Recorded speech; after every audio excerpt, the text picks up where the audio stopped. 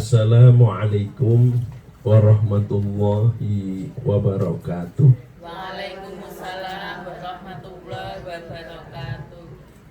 Alhamdulillah, alhamdulillahilladzi a'azzana bil Islam wa akramana bil iman wa rafa'na bil ihsan. Asyhadu an la ilaha illallah al-malikul mannan wa asyhadu anna Muhammadan abduhu wa rasuluhu nabi akhiruz zaman.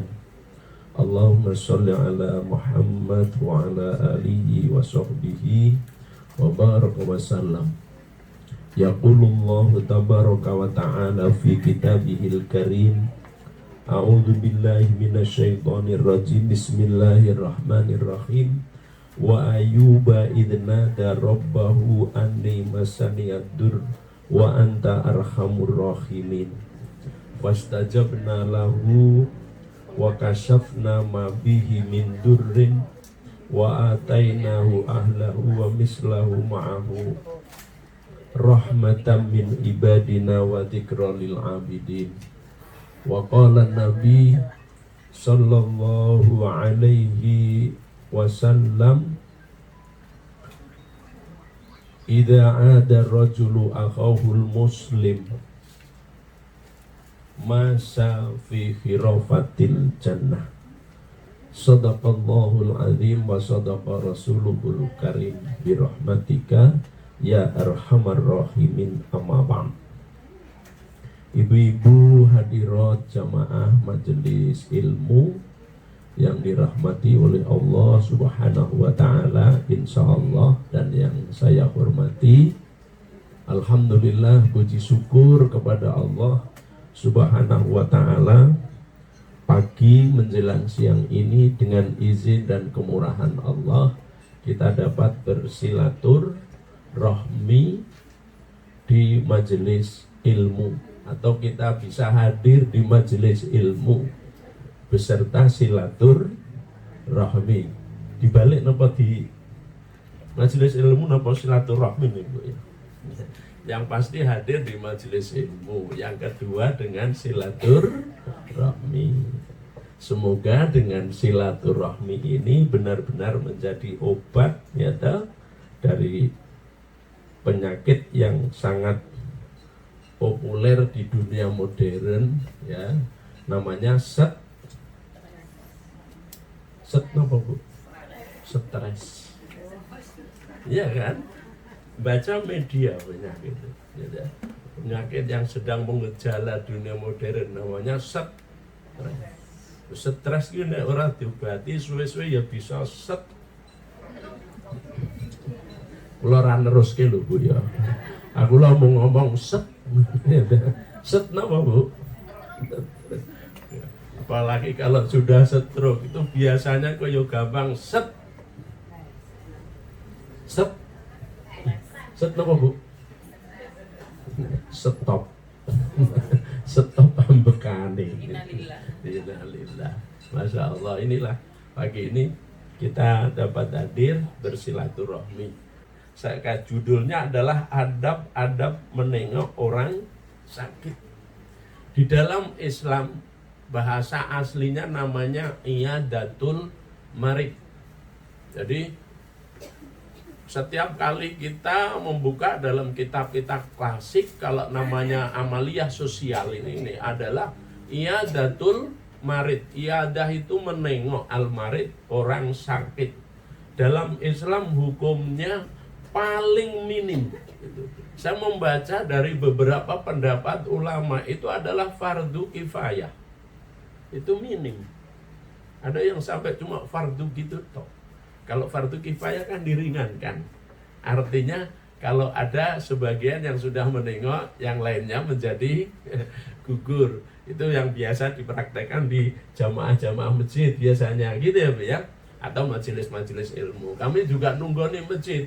Itu kita pokoknya Pak RT itu kalau ada tetangga sakit segera masjid dikabarin gitu. Karena supaya kifayah, fardu kifayahnya selesai. Nanti kita umumkan di masjid, syukur ada pengalian dana, minimal kita doakan bareng-bareng.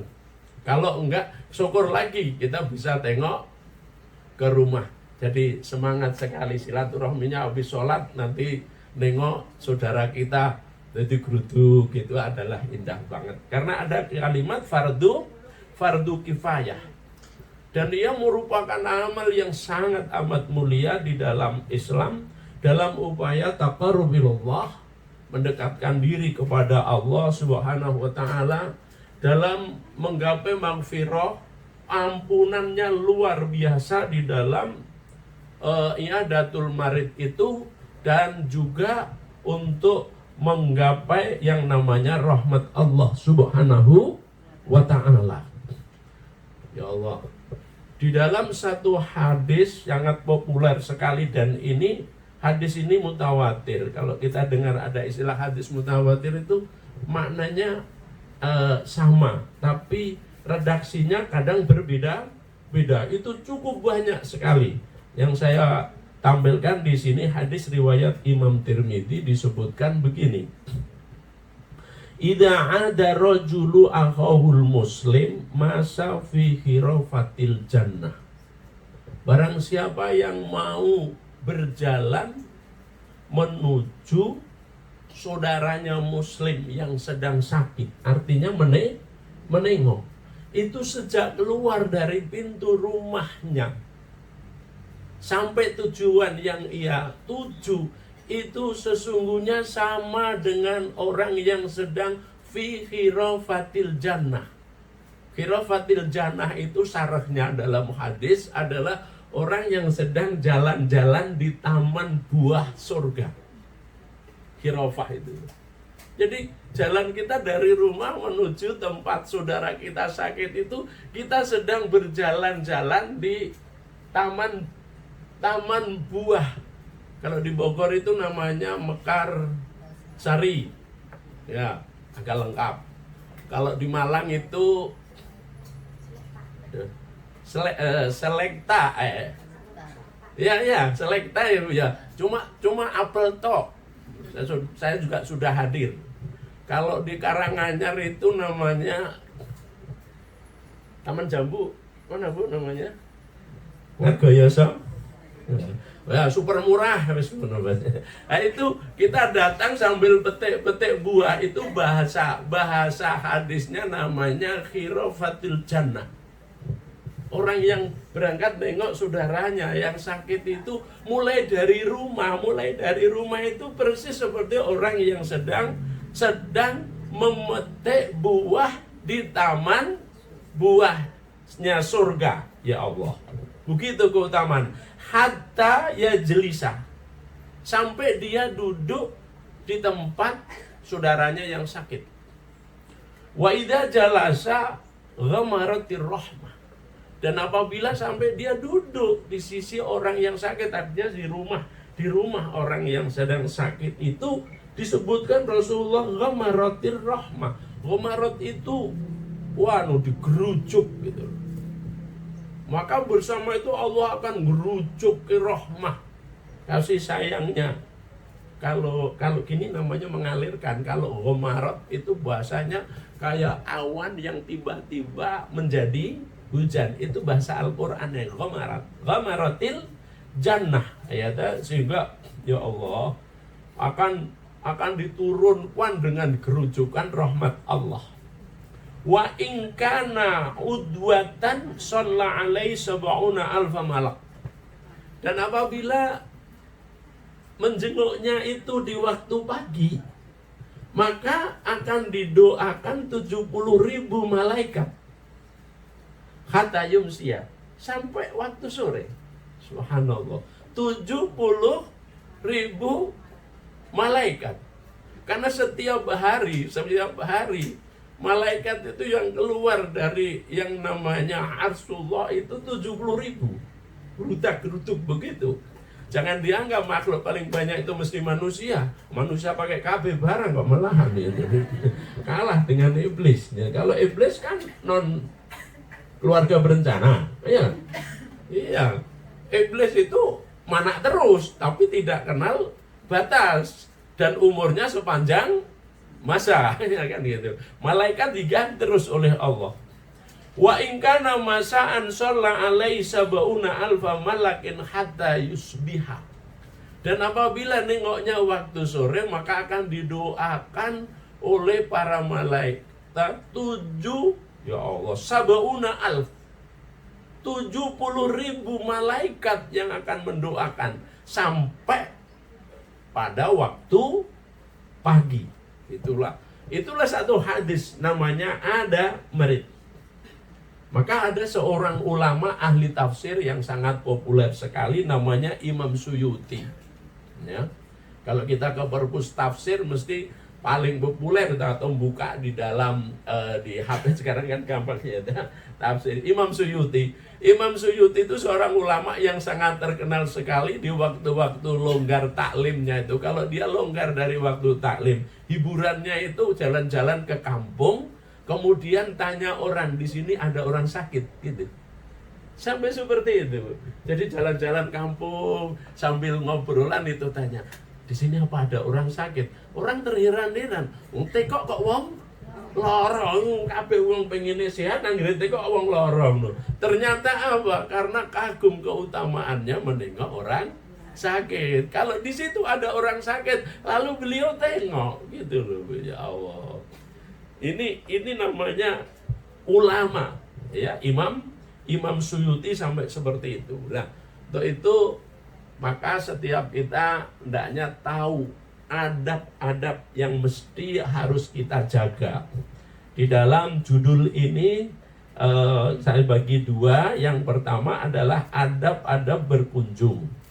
Artinya menengok orang sakit, kita yang sehat. Yang sakit orang lain. Kemudian nanti yang di bagian kedua adalah adab-adab seorang muslim ketika dirinya sendiri yang sakit. Gitu, ya. Yang pertama adalah adab-adab berkunjung, menengok orang sakit, ya. Bagaimana adab seorang muslim ketika menengok saudaranya yang sakit? Yang pertama adalah alla yutilal julusa indal marid, ya. Alla yutilal julus. Artinya apa? Jangan berlama-lama dalam julus, artinya duduk di samping orang yang sakit. Jadi adab yang pertama, jangan berlama-lama ketika berkunjung. Wonten Ibu ya. Ibu-ibu kalau sudah langsung ngobrol kadang-kadang tanpa judul, enggak kenal titik. 12 terus. Padahal yang si sakit itu, apalagi kalau udah di rumah sakit. Ke rumah sakit itu obat yang paling populer apa kan? Istirahat. Kalau nggak butuh istirahat kan di rumah.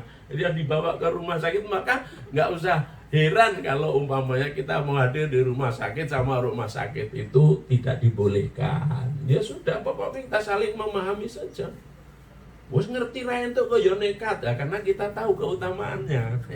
Nah dengan seperti ini kita saling memahami. Rumah sakit menjalankan tugasnya, namanya salah satu pengobatan di rumah sakit itu adalah istirahat. Maka ada istilah bed rest ya, ngono iji di tengah dibatasi. Tapi kita seorang muslim memang diperintahkan jika dengar saudara sakit kita disuruh nengok. Nah, maka itu ditemukan melalui apa? Adab. Ketika dibolehkan nengok, maka ala yutila. Ojo suwe ayat tuh jurus ke. Ojo suwe wis pokoknya tekan kono, wis ketemu Kita sudah didoakan oleh 70.000 malaikat sampai sore gitu. Jadi harapannya apa? Yaitu ya ben tidak saling menyusahkan ya, dan tidak boleh menyusahkan si sakit ya, bahkan berupaya untuk menghiburnya. Kita kalau di rumah sakit ada saudara-saudara kita dari kampung, kalau nengok suatu truk wong sak-RT mangkat wabeh ngomong dewe-dewe gitu. Sampai dari kisah itu saya tuh di dalam babul adab ya, dan memang ada di dalam kitab-kitab ada. Saya bikinkan makalah khusus saya kalau di kampung itu namanya adab berbicara. Ternyata berbicara itu dalam Islam ada adabnya. Loh, wong sak truk teko ning rumah sakit ngomong dewe-dewe. Sing ngrungokke sapa gitu. Lho jenengan kalau jagon apa derek kampung tuh. Lah sing teko wong 10 ngomong kabeh iki sing ngrungokke sapa? Siji kurang seru, siji serokke meneh, siji kurang seru. Karena tidak mengerti adab. Ketika tidak mengerti adab, ngomong itu dikira ya bentok lambe-lambene gitu tuh. Jadi tidak memakai adab, namanya nggak pakai adab ya jadi nggak karuan. Rame ya, dan saya punya teman itu perawat. Pokoknya setiap kali ada penjenguk dari kampung, wes mulai dari satpam sampai dokter siap-siap ler marang. Kenapa? Ini pindahan kampung kok. Tur kalau orang desa setiap kali dikunjung rame-rame pengen nyuguh, jadi sak punya-punyanya disuguh kayak jadi di rumah sakit itu kayak pasar gitu loh. Ya wis piye meneh wong memang budayane ngono. Wong niku jenengan paido sampean malah diunek-unek ke padumu, malah dikonoke. Lho ini makanya caranya dikasih ilmu. Satu, yaitu ada diketahui ada bicara di sini ini dulu, yaitu adab-adab dalam menjenguk orang sakit. Yaitu satu, alla yutilal julus indal marid. Ya, wis pokoknya aja suwe-suwe nek nengok wong lara, apalagi si sakit memang dianjurkan oleh dokter untuk istirahat. Memang ada orang-orang sakit yang sedang kesepian, kadang-kadang ya minta. Itu judulnya bukan nengok orang sakit, namanya ngancani wong lara. Itu beda. Ayat banyak itu di rumah sakit sendirian itu. Karena keluarga jauh. Itu luar biasa. Saat kita hadir itu mau pulang kadang-kadang digondeli. Ini judulnya bukan lagi menengoknya saja. Menengoknya ya, tapi menengok plus ya namanya. Jadi begitu ya. Oke, kemudian yang kedua yustahabul iyadah bukratan wa asyiyatan. Ya dibaca aslinya gitu ya Bu, sampai nanti tak terjemahkan orang sambil nulis aslinya ya. Karena aslinya sudah tak terjemahkan, cuma kata kalimat aslinya supaya masih utuh. Jadi sangat dianjurkan ketika menengok orang sakit itu kalau bisa pagi atau sore. Yustahabu al-iyadah bukrotan itu waktu pagi, wa asyiyatan itu artinya waktu sore. Maka kalau rumah sakit itu membuka jam besuk adalah jam 10 ya sampai duhur, kemudian sore jam 4. Itu Islam telah menganjurkan sejak dahulu kala. Muncul pertanyaan, kenapa di dalam Islam dianjurkan menengok orang sakit itu kalau bisa pagi atau sore? Itu disebutkan yustakabul iyadatu bukrotan wa asyiyatan lima fihi min taksiri sholatil malaikah. Karena di waktu pagi dan sore itu untuk berharap doanya para malaikat. Tadi kan didoakan kalau pagi, yaitu malaikat pagi, 70.000 malaikat pagi. Ketika kita nengoknya sore, didoakan oleh malaikat sore 70.000 malaikat. Jadi dengan menengok pagi dan sore itu supaya kita dapat doanya para malaikat. Tapi kalau rumah sakit buka besoknya siang ya Abdayu. Ya kalau gimana lagi kalau kita pagi ya jelas nggak akan bisa gitu kan. Ya kita menyesuaikan. Ujung-ujungnya kita menyesuaikan. Itulah yang kedua ya. Kemudian yang ketiga adalah wa ayyus an halihi. Ketika kita datang, maka adab seorang muslim itu hendaknya selalu menanyakan keadaan si sakitnya, ya toh, menyapa dengan sapaan yang indah. Ya, di sana disebutkan seperti kaifa halu pundi khabari, ya, sampun sae, ya toh, dan jauhi cerita-cerita yang menakutkan gitu loh ya. Terus pundi gerah nopo to Bu? Nggih niki kok rada panas-panas. Wah, dek wingi tangga kula panas. Mati. Malah mati tenan gitu. Ya enggak boleh gitu. Yang halal gitu harus dihindari. Oh nggih, mungkin ini karena cuaca panas di mana-mana memang nembe panas. Ya muga-muga niki paling jenengan dehidrasi nek ndang diunjuki sing para glagel mulih mari ngoten ya. Nah, di situ namanya ayus ala an halihi an ahwalihi, menyapa dengan sapaan-sapaan yang indah. Disebutkan di sana wa min tamamil iyadati, ya, wa min tamamil. Oh, udah lain-lain. Yang ketiga tadi ya, wa min tamamil iyadati an yadha'a yadaka alal marid, ya, fatakulu kaifa asbahta wa kaifa amsayta. Setelah kita sampun menyapa, lalu ya disunahkan seorang yang menengok orang sakit itu hendaklah ayyadha minta mami iadatil marid, kesempurnaane wong nengok wong lara kuwi nek wis teko nyapa kahanane lajeng antadha yadak al yumna al marid, ya, kemudian untuk meletakkan tangan kita ke badan si sakit. Kadang-kadang kalau yang sakit itu kepala sambil megang Bu ya. Ya tentu kalau bapak, ya kalau sing sakit bapak, ya, kalau ibu hal seperti itu tuh dalam majelis nggak usah diterangkan. Atau yang sakit kaki sambil megang gitu almarid, ya, kemudian sambil berdoa, ya, begitu. Watakulu kaifa asbahta wa kaifa amsayta. Terus bundi kabare bukan jauh, tentunya yang dekat saja. Kalau yang jauh tidak memungkinkan.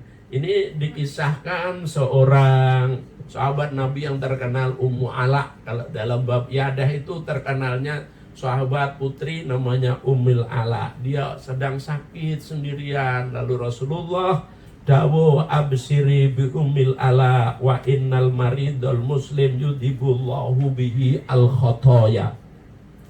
Hiburlah si Ummul Ala yang sedang sakit. Absyiri itu artinya hiburlah. Kan judulnya yang nomor 3 tadi adalah menyapa dengan bahasa hiburan. Bagaimana cara menghiburnya orang sakit itu? Rasulullah anggenipun matur wa innal maridul muslim yudhibullahu bihi al khotoya. Ngomongno wong kene lagi diparingi lara, sejatine Allah lagi ngapurani dosane. Ketika kita menyampaikan seperti itu tuh kan namanya membesarkan hatinya pun. Dan di dalam riwayat-riwayat yang lain, ya setimpa dengan sakit yang dia derita, Allah akan memberikan ampunan itu setimpa dengan sakit. Makanya disuruh menghibur dengan bahasa-bahasa yang indah. Namun keluar dari Rasulullah salah satu contoh. Kalau kita memberi contoh sendiri nanti nggak pas ya. Rasulullah memberikan contoh absiri bi ummil ala wa inna maridul muslim yudhibullahu bihi al khotoya. Ya Allah, Mugi-mugi Allah ngapurani sedaya dosa panjenengan jalaran wong lara iku bakal ngilangke dosa. Masya Allah, itu indah sekali dalam Islam. Yang keempat adalah wayadu usifa wayamsahu biyadihi al-yumna alal marid summa yanfus. Ya. Adab yang keempat adalah mendoakan si sakit dengan cara wayamsahu biyadihi al-yumna alal marid. Hendaklah untuk mengusapkan tangan kita kanan kepada si sakit. Ada yang menerjemahkan kepada tempat sakitnya. Kalau yang sakit perut ditempatkan di perut. Kalau itu bentuknya kecelakaan yang ketok, anenggon kaki, di kaki. Begitu. Sambil apa? Sambil membaca doa, ya. Sambil membaca doa. Doanya insya Allah hafal semua kan, yang populer. Allahumma rabbin nas adhibil ba'sa isfi anta syafi la sifa'a illa sifa'uka sifaun la yughadiru saqaman. Tidak disebutkan berapa kali, sesuaikan dengan kondisi. Nek sing nengok wong akeh ya kira-kira cukup diwakili gitu ya Bu ya. Kadang-kadang kan kita bareng orang sabis yang rumah sakit kabeh ndonga siji-siji nanti malah loro, tambah loro ya dah. Biasanya ketua suruh matur doa. Di dalam doa itu sebenarnya secara umum memegang si sakit itu. Setelah dia pegang, ini untuk bukan rombongan, untuk pribadi saja. Kalau kita datang langsung tangan kanan kita letakkan di tempat sakit sambil membaca doa Allahumma rabbin nas adhibil ba'sa isfi anta syafi la sifa'a illa sifa'uka sifaun la yughadiru saqaman. Lalu ditambah sumayan fusula. Sumayan fus itu disebulke lho, kaya dukun wae coba jabu. Jadi artinya itu ya apa ya, semangat. Tadi bibir mengucapkan doa itu seakan-akan cumayan wis. Oh, jangan coba jabu. Oh, teko loro. Bang, wis rampung. Ya boleh-boleh saja kalau kadang-kadang artinya memang sakitnya itu bukan karena sakit apa Pak? Virus ya Pak ya. Loh, kalau orang-orang yang sakitnya tuh di sini. Di sini apa Pak ya? Sakitnya tuh di sini. Saya punya teman Pak, itu dulu di UMN, dosen itu. Itu ya orangnya sudah tidak ada mau cerita ini. Tapi menarik sekali itu karena pelajaran yang berharga. Putra dia itu waktu itu baru 12 ya. Anggere teko kantor itu koncone iki nek nyapai jare memang wis bancaan. Arep nyapa wis sarapan iki wis bancaan. Lha lho, anake 12 tambah pake buwe 14 ngono. Jadi sak muejo kan. Ya awalnya gitu, tapi tiap hari disapanya itu gitu terus. Wis bancaan. Ya namanya orang, ternyata kesabaran orang ada batas. Anggere teko mesti disapa itu gara-gara ngenyek anake. Oke, mungkin ini bangga Kanjeng Nabi, bangga dengan anak banyak kok. Lah akhirnya itu nyeltuk gini, alah apa anakmu siji mobilmu ya elek. Ngono-ngono. Anakmu rolah ya padha wae karo kowe. Ngoten len jawab. Sesuk ira masuk wong ini. Dikabari ternyata masuk rumah sakit, koncone sing gara-gara ngomongmu. Wonge masuk rumah sakit. Lah tenan. Ya oke. Saya tengok wae. Ya cocok kowe entuk nengok. Ora entuk piye? Kewajibane wong muslim sesama muslim nek krungu kancane sakit. Tengok, ini fardu kifayah. Ayo mangkat. Memang orangnya itu apa ya? Es grawukan pokoknya awor dheweke anake syukur guyon tok. Tengok wae ngono. Tengok tekan ngono. Apa sakit ngono. Ya ora iso jawab. Halah ora usah sakit gek mulih.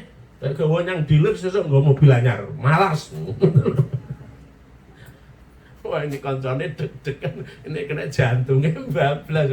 Akhirnya malah waras tenan itu loh Bu ya.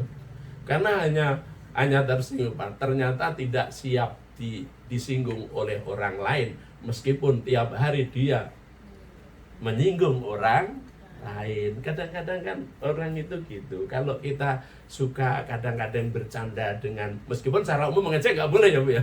Artinya kalau siap mengejek, ya tentunya ya kudu siap di ejek. Wah itu namanya gentleman. Oh malah masuk rumah sakit. Terus kita mulai nyanggon dealer, sesok mau mobil anyar waras terus ngono. Karena dia tahu kondisi beliau orang cukup benarnya gitu.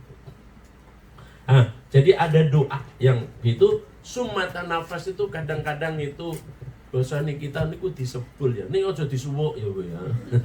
Nanti ketok dukune ngene lho. Karena itu sebenarnya saya browsing itu ternyata itu untuk menunjukkan sugesti. Jadi hal-hal seperti itu jangan kemudian disebut syirik.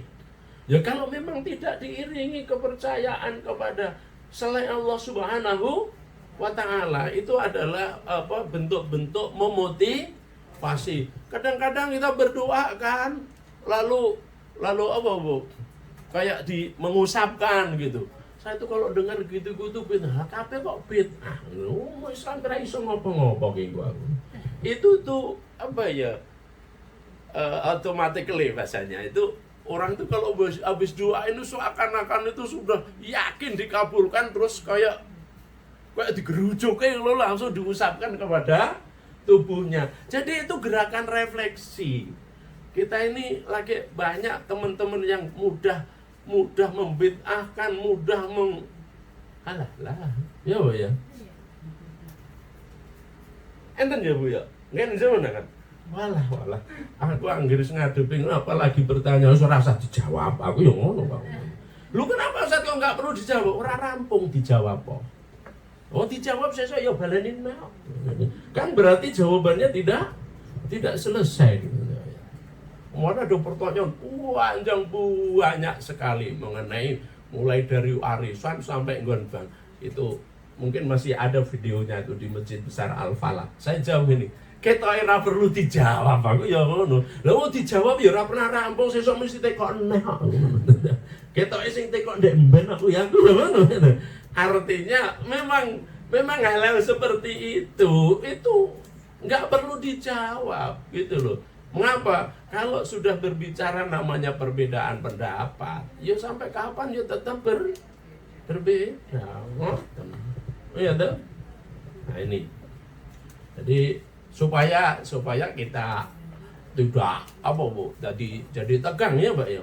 Berbeda pendapat kalau mau menjawab itu yang menghasilkan sesuatu yang indah. Satu contoh. Nah, aku ngoten.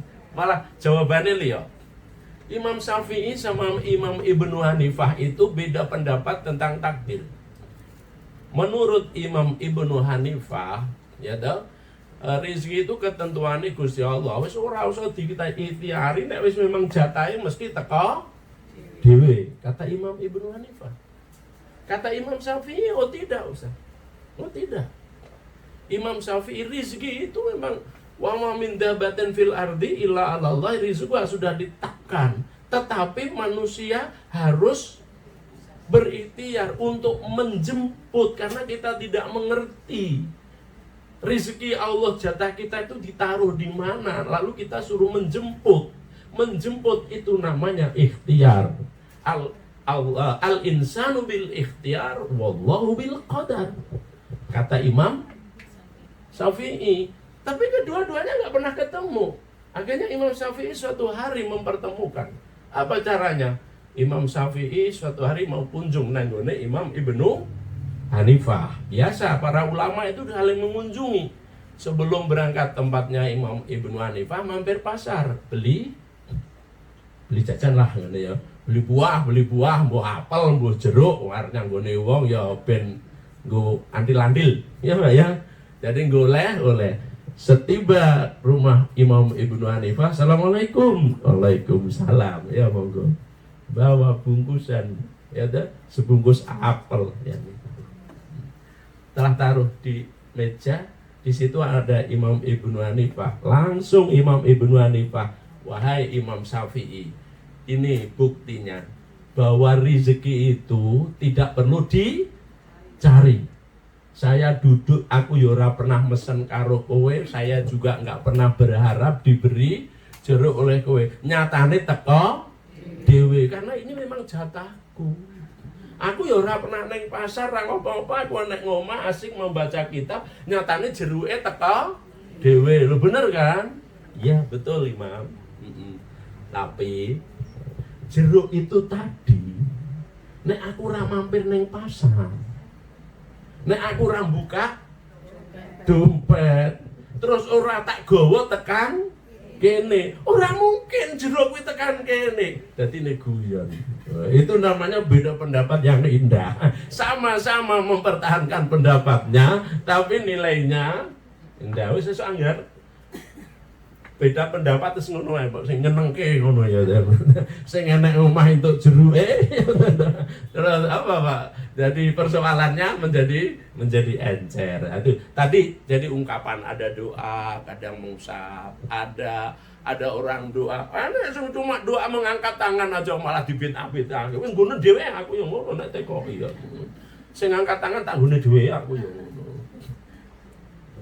Begitu ya. Jadi sumayan pus itu ada kalanya jadi disebul. Apalagi kalau anak-anak kecil ya, Bu ya. Oh, habis jatuh kemudian sampean pegang Bismillahirrahmanirrahim. Sadibil ba'sa isfi anta safila sifa illa sifa sifaun Bismillahirrahmanirrahim. Mari ngono, melayu langsung melayu anake dhewe. Nah, ini untuk terapi anak kecil indah sekali gitu loh. Mosok ngono terus bid'ah ngono. Ya jangan ngono. Jangan, tidak boleh gampang-gampang. Mengenai doa-doanya monggo, mungkin ada yang hafal dengan safallahu safamaka wa ghafara dzambaka wa afaka fi dinika wa jismika ila muddati ajal. Boleh ya. Atau pakai doanya Nabi siapa? Ayub. Boleh juga, tapi untuk diri sendiri. Yang keenam adalah at-targhibu fis sabri wat taubah. At-targhibu fis sabri wat taubah artinya mengingatkan si sakit untuk selalu sabar atas takdir Allah dan terus untuk memperbanyak taubat dan istighfar kepada Allah Subhanahu wa ta'ala. Itu dicontohkan dalam Al-Quran surat Al-Anbiya ayat 86, yaitu kisahnya Nabi Ayub. Wa ayyuba idnada rabbahu anni massaniyad durru wa anta arhamur rahimin. Doa yang sangat populer. Anni massaniyad dur wa anta arhamur rahimin adalah doanya Nabi Ayub.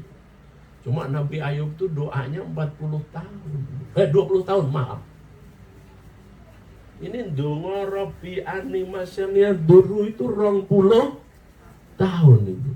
Itu di beberapa tafsir dikisahkan gitu. Maka akhirnya apa? Fastajabna lahu wa kasafna bihi min durrin wa ataina wa ala wa mislahu ma'u rahmatin min indina wa dzikra lil abidin. Maka kemudian Allah mengijabai doanya. Tidak hanya diijabai doanya, wa kasafna ma bihi min durrin, dibersihkan semua bekas-bekas penyakitnya. Wa ataina ahlahu wa amalahu, lalu Allah mengembalikan anak dan hartanya sebagaimana sedia kala. Ya Allah, Nabi Ayub itu orang kaya raya, kebunnya luas, ternaknya banyak, ya. Kemudian anaknya banyak juga, 12. Ketika sakit seluruh ternaknya mati karena nggak ada yang ngurus. Semua kebunnya tidak terurus, kering kerontang. Semua anaknya mati. 12 anaknya meninggal semuanya. Lalu disebutkan wa ataina wa ahlau mislahum ma'hum. Lalu Allah mengembalikan kembali kepada seperti sedia kala. Di usia yang sudah tua Allah masih mengkaruniai lagi 12 anak dengan 6 kali hamil, ya toh. Kemudian kekayaan yang semula melimpah kembali lagi. Itulah doa yang dicontohkan di dalam Al-Quran. Monggo untuk tidak bosan-bosan di dalam berdoa saat-saat badan tidak enak, tentang pakai doanya Nabi Ayub surat Al-Anbiya ayat 83. Anni masanniyad durru wa anta arhamur rahimin. Oke, itulah 5 adab ketika kita menengok orang sakit. Sekarang adab-adab seorang muslim ketika dia sendiri yang sakit, ya. Di antara bukti kesempurnaan agama Islam, Rasulullah Shallallahu Alaihi Wasallam menuntunkan adab-adab yang baik ketika seorang itu sedang sakit, ya toh? Sehingga apa? Sehingga dalam keadaan sakit pun, namanya hidup seorang muslim itu benar-benar bernilai ibadah di sisi Allah Subhanahu wa Ta'ala. Jangan dianggap ketika sakit kemudian pekerjaannya untuk mengeluh terus. Ngeluh ki sambat ya, hanya untuk sambat, leren sambat mureng-mureng, gitu. Kesel mureng-mureng turu, habis turu sambat lagi, mureng-mureng dan jangan. Sakit tetap bernilai ibadah. Kapan? Saat kita tetap menjaga adab-adab sebagaimana yang dicontohkan oleh baginda Nabi Shallallahu Alaihi Wasallam.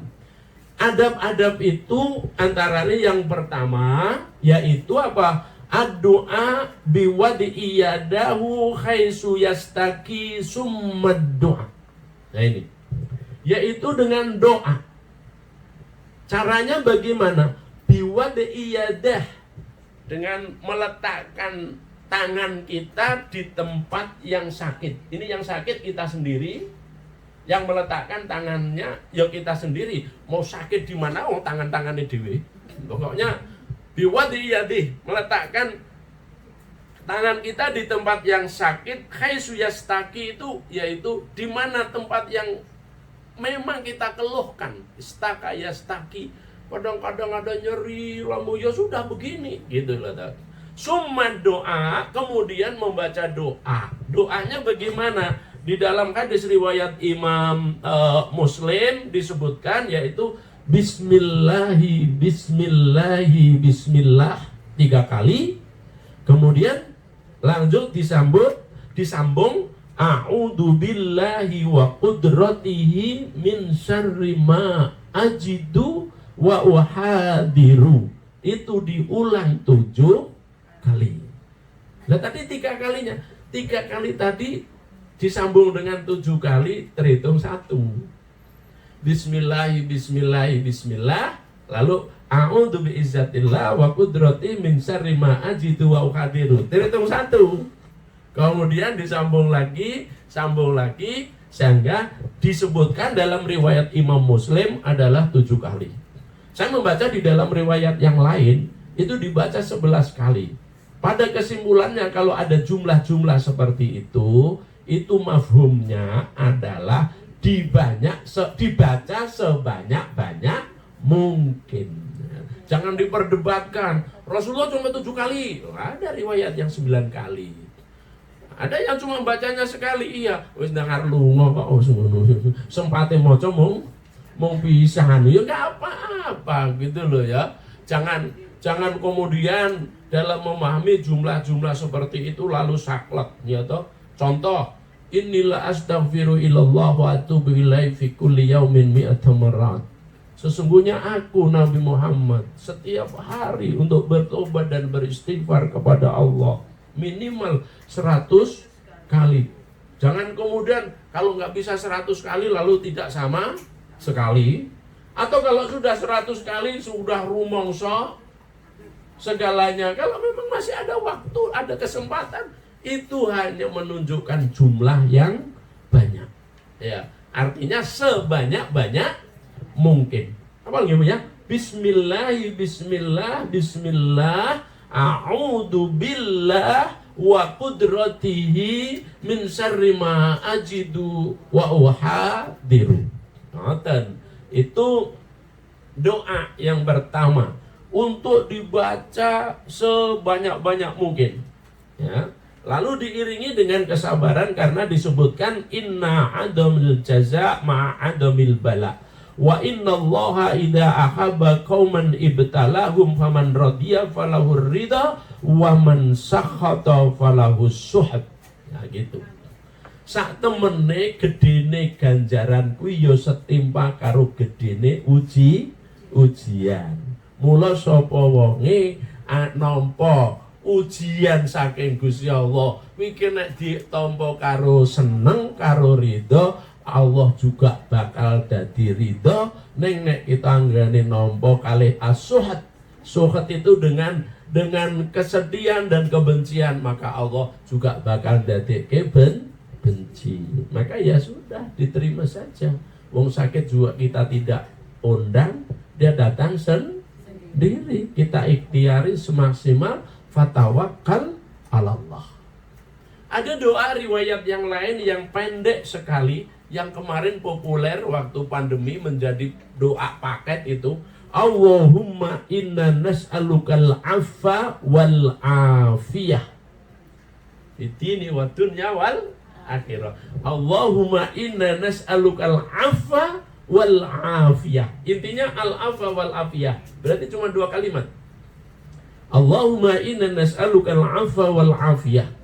Ya Allah, aku mohon kepadamu ampunan. Wal afiyah, dan afiyah. Kalau afiyah itu artinya kesembuhan, perlindungan. Saya membaca di kamus afiyah itu satu artinya ampunan, kesembuhan, dan perlindungan. Itu bahasa Al-Quran. Maka orang kita sering menggandengkan menjadi sehat wal afiyah. Nek sehat itu secara fisik, kalau afiyah itu di awake waras, dosane di ngapuroni, uripe dilindungi, dipiara oleh Allah Subhanahu wa taala. Jadilah sehat wal afiyah. Ternyata orang-orang tua kita dulu itu sudah luar biasa cerdasnya kalau merangkum, ya kan? Karena nggak kenal sosial media, jadi semuanya bahasa hati. Bahasa hati itu artinya memang keluar dari hati betul. Ya Allah, saya belakangan ini menelaah kitab-kitab klasik itu, ya indahnya gitu loh. Jadi ungkapan-ungkapannya itu pendek-pendek tapi dalam. Saya akhirnya menyebut mereka itu berbahasa pakai bahasa hati. Nah kalau sekarang ini jangankan bahasa akal, bahasanya bahasa awang-awang kok. Lah sono. Apa Pak? Sosial media namanya kan aja ya. Jadi bahasanya tuh di awang-awang sana. Akhirnya gimana ya? Bedanya apa? Bahasa hati itu bisa direnungkan langsung nempel. Kalau bahasa awang-awang yo ngawang-ngawang terus gitu loh. Ya Allah. Begitu ibu-ibu adab yang pertama. Adab yang kedua adalah at-targhib fi sabri wa husnudzanni billah. Orang yang sedang ditimpa sakit, adab yang kedua adalah sabar, ridho atas ketentuan Allah, dan wa husnudzanni billah, dan selalu berprasangka baik kepada Allah Subhanahu wa taala. Ini yang tidak boleh dikurangi. Ketika kita sakit, yang sering muncul itu adalah prasangka-prasangka yang buruk, maka harus dibalik, ya toh. Sabar dan selalu berprasangka yang baik, ya toh. Karena Rasulullah itu berjanji begini, Bu. La yamutanna ahadukum, ya, illa wa huwa yuhsinu dhanni billah. Ojo pisan-pisan kowe besok ngantek mati. Kejaba bener-bener kowe dalam kahanan husnudzon billah, selalu berprasangka baik kepada Allah. Ini penting sekali untuk kita ingat. Wis prasangka jelek karo Allah mati tenan. Nah, ini ya Allah. Jadi gimana ketika kita sakit, orang yang berpuasa bihusnidzanni billah itu ada tahapan-tahapan. Yang pertama selalu berpikir akan kesalahan. Ya Allah, saya kok diparingi sakit itu dosaku apa? Ya Allah, aku diparingi sakit ini keliru apa? Itu selalu. Jadi jangan sampai tapi in, ya dong. Jadi kalau kita X, ya dong, yang kalau X itu bahasa dukun, salah ya kan? Ibu-ibu kenal bahasa dukun? Bahasa dukun itu bahasa yang memakai exit. Kalau bahasa Islam itu in, dalam kesembuhan. Itu artinya selalu in terus, artinya in ke dalam. Salahku apa, kurangku apa diri. Kalau kita suka exit, itu bahasa dukun. Sampeyan lorong ini, iki anu Bu, iki mesti ya iki dianu karo kono, bahasa dukun itu. Mang titeni, engko nek wis ngono, terus sinten duk ngono. Ya aku retis untuk nyebut. Aslinya ya ora ngerti, ngapusi tok. Nanti terus begini, ini aksinya. Ya mangeling-eling, coba kowe duwe salah karo sapa? Ya ora enak wong urip ra duwe salah karo sapa. Wong anak karo wong tua ya cok duwe salah. Itu bahasa iblis, itu bahasa setan. Itu dukun dari Banyuwangi sampai Banten podo. Lho sing ngajari podo kok. Ngerti sing ngajari, Bu? Sing ngajari setan. Ayo coba kowe duwe salah karo sapa. Akhirnya apa? Yang muncul exit lagi. Si fulan dadine malah suudon, ngerasani, curiga, dengki dan selanjutnya. Naudzubillah min dalik. Makanya kalau kita sampai percaya sama dukun, sekali dengan percaya kata-kata dukun, man atakahinan fayatasaddaq bima yaqul layak badullahu salatahu arba'ina. Sapa wonge teko nang nggone dukun lalu wong kuwi mau percaya karo ngomongane, Allah ra bakal nampa salatmu 40 dina. Urung apa-apa. Karena memang begitu, bahasanya bahasa X. Bukan bahasa in. Nah ini, la yamutanna ahadukum illa wa huwa yuhsinu dhanni billah. Terus berhusnudzon kepada Allah, baik. Ya. Ketika sakit makin parah, ya Allah, berarti aku akan dipercepat untuk masuk di surgamu, ya Allah. Kayak sahabat-sahabat Nabi ketika yang lain itu halkin teriak-teriak, dia malah marah-marah itu. Mengapa kau marah kepadaku? Bukan marah, mengapa kau bersedih? Wong saya bahagia. Kenapa kau bahagia? Karena aku akan ketemu dengan kekasihku yang selalu ku sebut-sebut setiap waktu. Itulah Allah. Itu. Kemudian dengan tidak mencaci namanya penyakit. Yang masih nomor 2. La tasubba al-khumma fa innaha tudhibu khotoya bani adama kama yudhibul kibra haitsul hadid. Jangan sekali-kali mencaci yang namanya penyakit.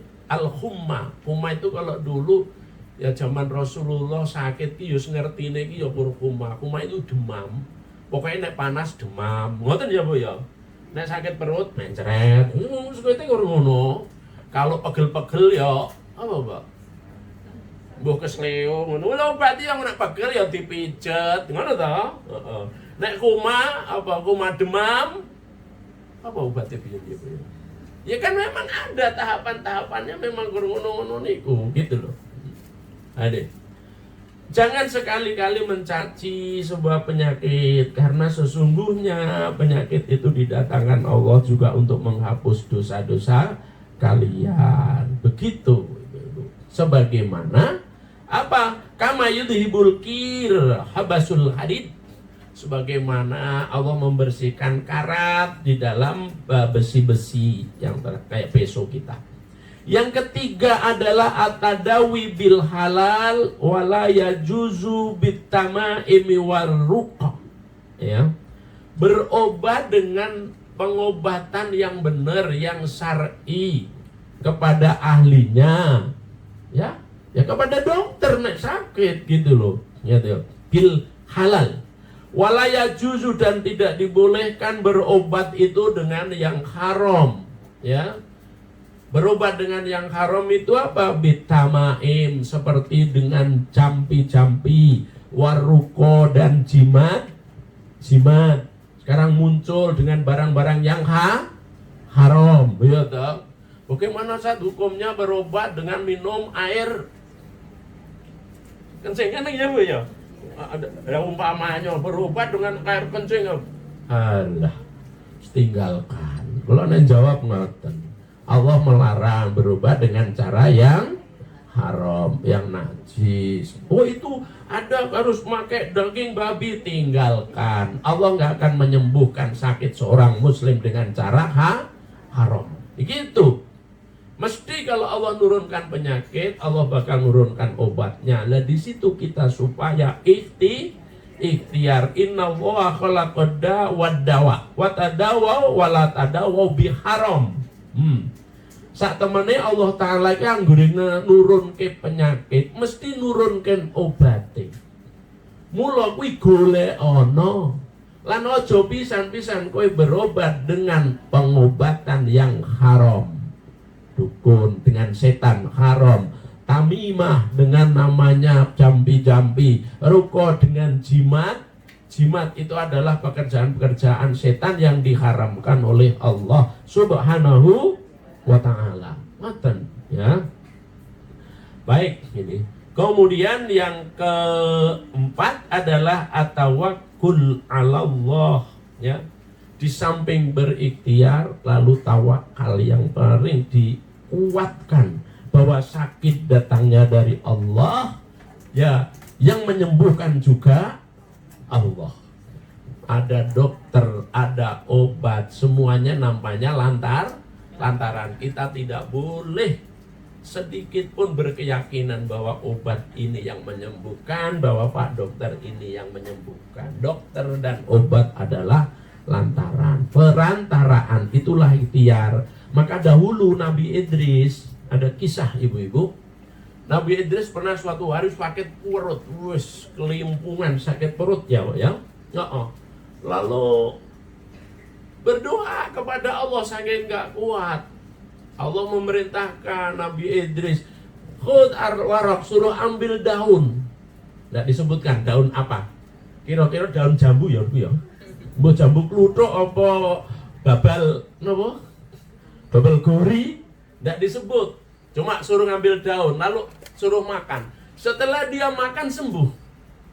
Nah, seiring berjalannya waktu lama, dia sakit perut lagi.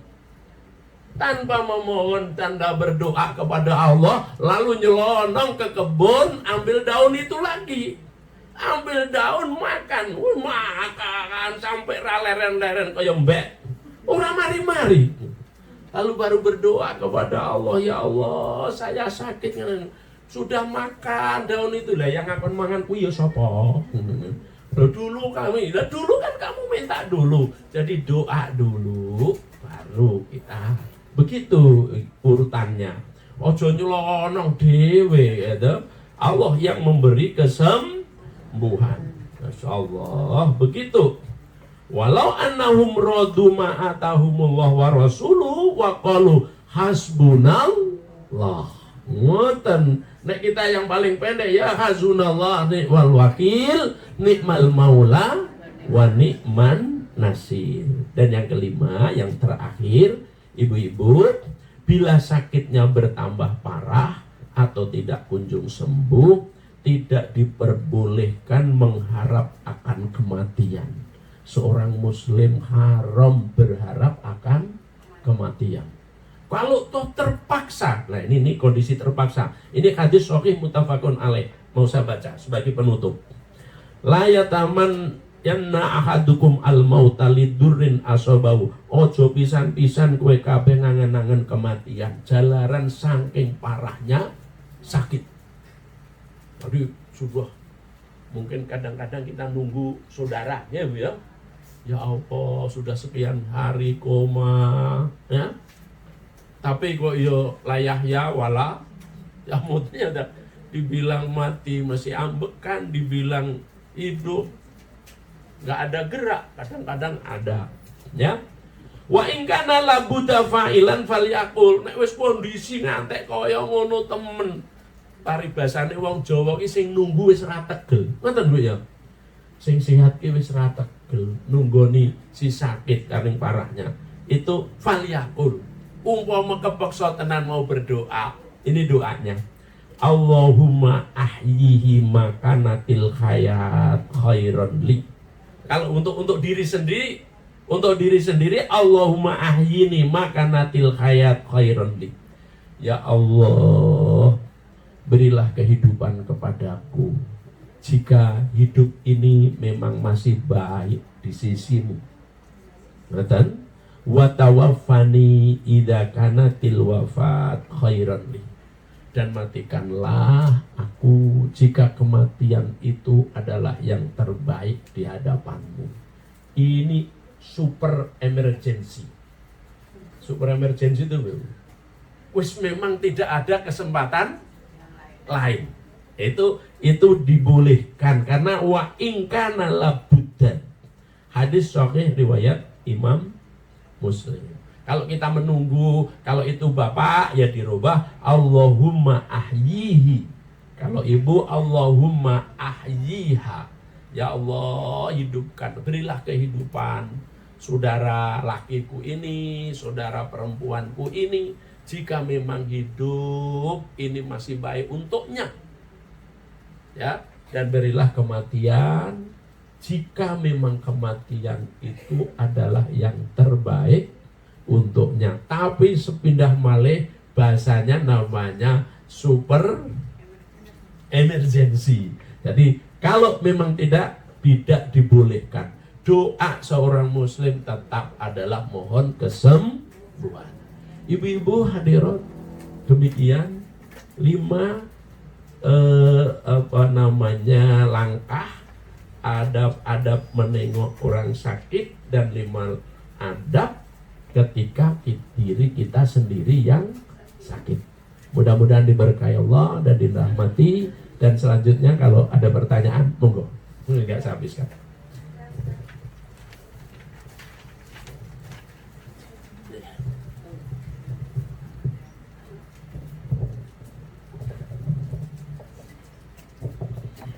Assalamualaikum warahmatullahi wabarakatuh. Saya ada 2 pertanyaan Ustadz. Yang pertama mengenai bagaimana cara kita bersikap terhadap tetangga yang kalau pada waktu itu beliau sering sakit. Bagaimana sikap kita menghadapi beliau yang kalau tetangga-tetangga itu datang, makanan ataupun barang yang kita kasihkan itu selalu dibuang, terutama barang yang tidak disukai. Itu yang pertama. Dan kalaupun kita tidak menengok, itu selalu diomongi, kok saya tidak ditengok, begitu Ustaz. Yang kedua, bagaimana hukumnya ketika kita sakit yang tidak sembuh, kita sudah berobat ke dokter dan sebagainya, sudah berikhtiar, sudah berdoa, tetapi tidak sembuh. Kemudian ada saudara atau teman mengatakan bahwa ada suatu tempat di daerah lain yang istilahnya itu tanda kutip mungkin orang pintar atau alternatif itu bisa membantu, dan alhamdulillah berkat orang tersebut penyakitnya sembuh. Nah, apakah itu termasuk berdosa? Karena memang sesuatu yang mungkin agak di luar kaidah Islam begitu. Tapi itu sudah penyakitnya sudah bertahun-tahun, mungkin lebih dari 20 tahun begitu Ustaz. Terima kasih. Wassalamualaikum warahmatullahi wabarakatuh. Langsung nomor 1, kewajiban seorang muslim jika saudara, tetangga, teman itu sebenarnya ada di bab dhiyafah. Adab-adab dalam bertamu itu ada. Kita pokoknya kewajibannya nengok. Sunahnya orang nengok atau orang bertamu yo nek iso nggawa oleh-oleh. Wis, pokoknya batasnya sampai sak gitu aja tok. Mau ditompo, mau ndak, itu urusannya yang menerima. Kewajiban kita selesai. Kemudian adab orang yang ditamoni. adab orang yang ditamoni. Itu, aduh, hadisnya agak panjang. Kesimpulannya gini, jangan sekali-kali menolak pemberian orang, meskipun kamu sendiri tidak suka. Dan jika terpaksa rumbuhan, jangan sampai walayubdi, ojo sampai kok ketoke. Aku ini kan sing kuwi mau ngantek ngerti itu kan melok-melok, diterima. Karena kita tidak mengerti, jangan-jangan melalui itulah rahmat dan berkah Allah lewat. Kita nggak seneng wong memang nggak, ya nggak apa-apa, dibungkus rapet-rapet, cari waktu yang tepat untuk umpamanya. Mohon maaf, umpama kita punya tetangga yang tidak muslim, memberi sesuatu kepada kita bentuknya sembelihan. Contoh ini, contoh. Sembelihan itu ya daging ya. Kalau mereka daging biasanya nggak perlu bismillah lah, bagaimana? Daripada ragu, tompo dengan baik, nah, dikemas yang bagus. Kalau tarbuan maksudnya ini ngoten lho Bu ya. Kalau ini kan karena kita ragu. Tapi jangan sampai sekali-kali tahu itu, karena termasuk menolak pemberian. Pokoknya Islam jangan sekali-kali menolak pemberian. Oke, ngoten nggih? Itu mafhum banget, mudah-mudahan. Itu adab apa? Adab dalam bertamu namanya. Kemudian yang kedua itu tadi, wa maniturra ghairu baghin wala adin fala isma alaih. Dalam surat Al-Baqarah. Itu nisbahnya makanan. Wong ki nek kepeksa nek ngono itu boleh makan makanan haram dengan catatan tidak berlebihan. Ya, wala adin, wala bagin. Itu dalam kondisi terpaksa. Lah, kaitannya dengan yang tadi berobat, memang secara medis sudah dilewatin semuanya, gitu. Kemudian ada info jenenge wong lara, kuwi anggere krungu apa ya tetep diparani ditiari ngendi nggone. Tapi tetap selektif, gitu loh ya. Apalagi kalau kita memang di situ bentuknya kan sekarang namanya herbal. Selama tidak melok-melok barang itu ungkapan haramnya atau najisnya, boleh-boleh saja. Kan itu bentuk ikhtiar. Ngoten? Nggih. Kecuali disita disuruh, jelas suruh apa tadi? Kalau ini harus makan barang haram. Nah tadi Allah nggak akan menyembuhkan. Allah nggak akan menyembuhkan pengobatan dengan cara haram. Hadisnya gitu. Tapi kalau memang tidak ada hal-hal yang wadih, yang sore itu jelas. Di situ bentuknya hanya kadang-kadang ramuan, ya kita untuk ikhtiar boleh-boleh saja. Ini kan termasuk kepada ahlinya. Ngoten? Yang lain monggo. Nggih. Assalamualaikum warahmatullahi. Waalaikumsalam warahmatullahi wabarakatuh. Maaf, saya mau tanya Ustaz tentang prasangka baik sama Allah itu ya Ustaz ya. Kalau kita tahu Allah itu Maha Penyembuh, Maha Penyantun, Maha segalanya. Kenapa kita menisbatkan sakit itu dari Allah datangnya? Terus penyembuhnya juga Allah, kan itu satu kontradiksi bagi saya loh Ustaz. Yeah. Itu bagaimana penjelasan Ustaz? Yeah. Kalau Allah itu yang maha segalanya, kan nggak mungkin Allah itu ngasih penyakit gitu loh Ustaz. Karena dia itu maha rahman bagi kita gitu loh Ustaz. Tuh, demikian aja Ustaz. Makasih.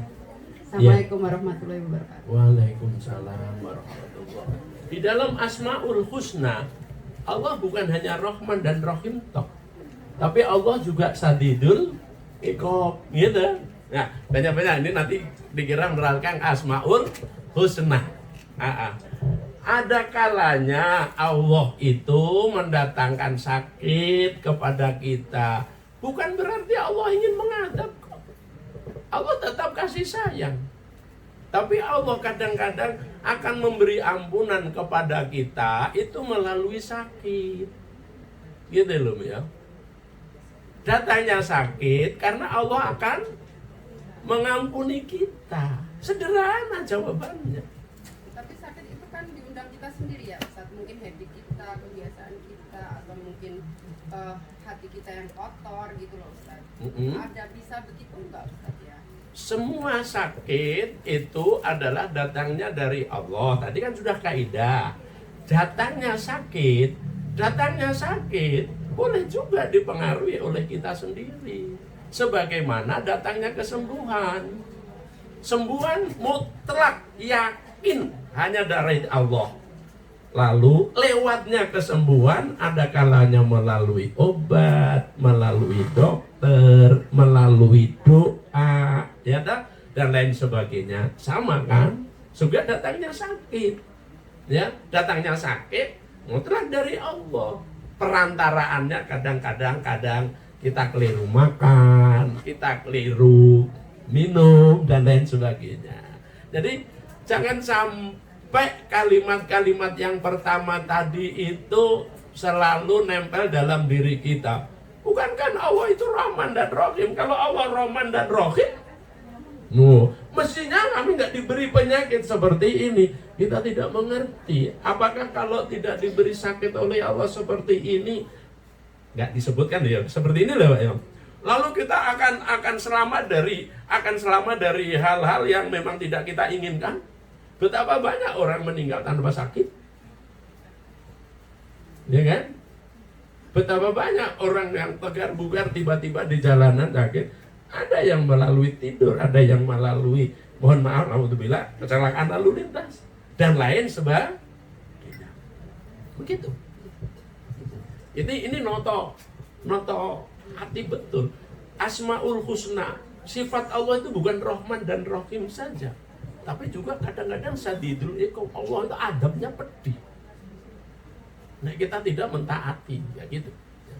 Yang paling enteng bahwa jawabannya ada itu. Berarti itu bisa dikatakan Allah lagi menyapa ya?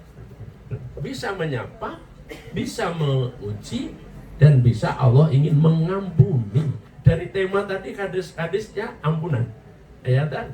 Iya. Karena apa? Karena melalui itu Allah akan bisa membersihkan dosa-dosa kita. Dosa-dosa yang tidak akan bisa kita tebus dengan zikir dan ibadah kita. Mantap.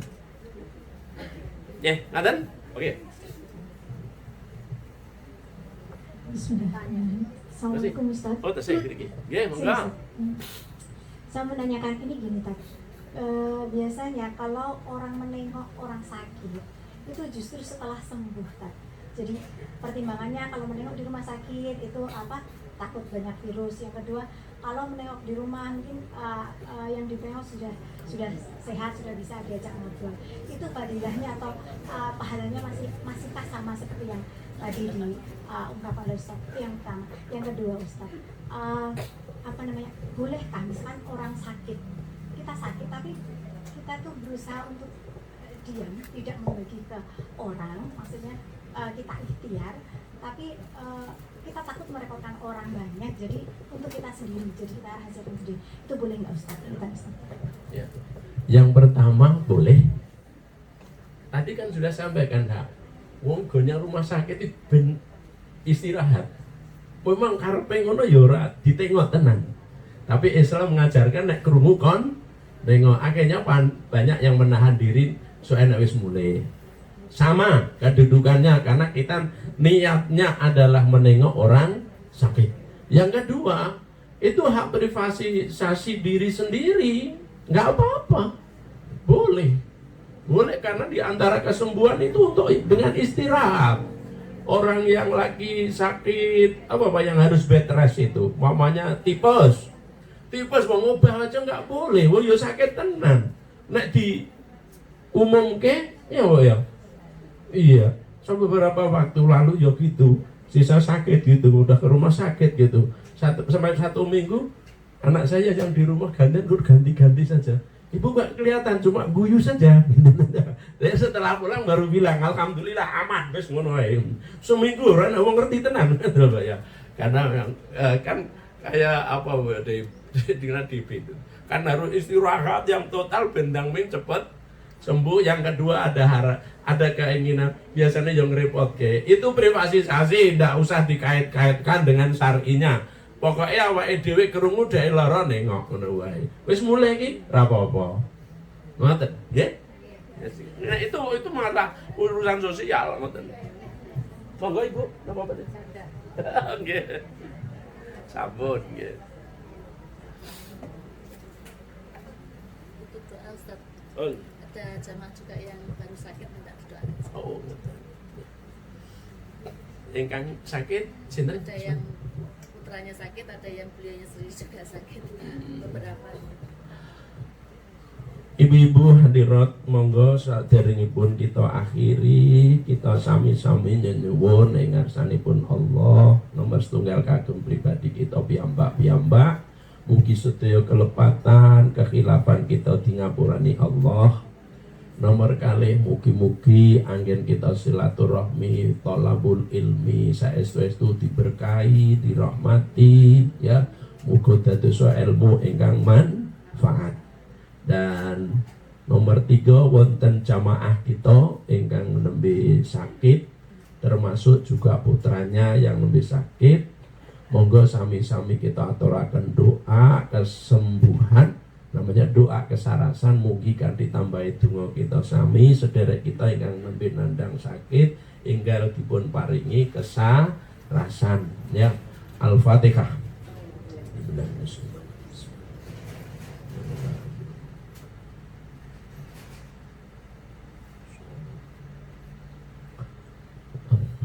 A'udzu billahi minasyaitonir rajim. Bismillahirrahmanirrahim. Allahumma shalli ala Muhammadin wa ala alihi wa sahbihi ajma'in.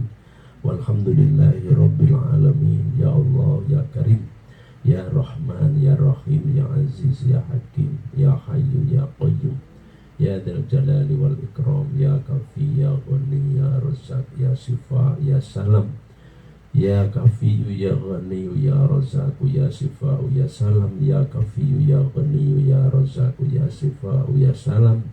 Isfi li ikhwanina alladhina yamradul yawm anta syafi la sifa'a illa sifa'uka sifa'un la yughadiru saqaman. Allahumma asfi li ikhwati anta syafi la sifa'a illa sifa'uka sifa'un la yughadiru saqaman. Allahumma asfi wati anta syafi la sifa'a illa sifa'uka sifa'un la yughadiru saqaman. Allahumma lakal hamdu wa ilaikal mustaqa wa antal musta'an la haula wa la quwata illa billah. Allahumma lakal hamdu wa ilaikal mustaqa wa antal musta'an la haula wa la quwata illa billah. Rabbana taqabbal minna innaka antas samiul alim wa tub alaina innaka antat tawwabur rahim. Wa sallallahu ala nabiyyina Muhammadin wa ala alihi wa sahbihi ajma'in. Subhana rabbika rabbil izzati amma yasifun wa salamun alal mursalin walhamdulillahi rabbil alamin. Makatan ibu hadirat, mohon maaf sebelumnya dan akhirnya billahi taufik wal hidayah. Wassalamualaikum warahmatullahi wabarakatuh.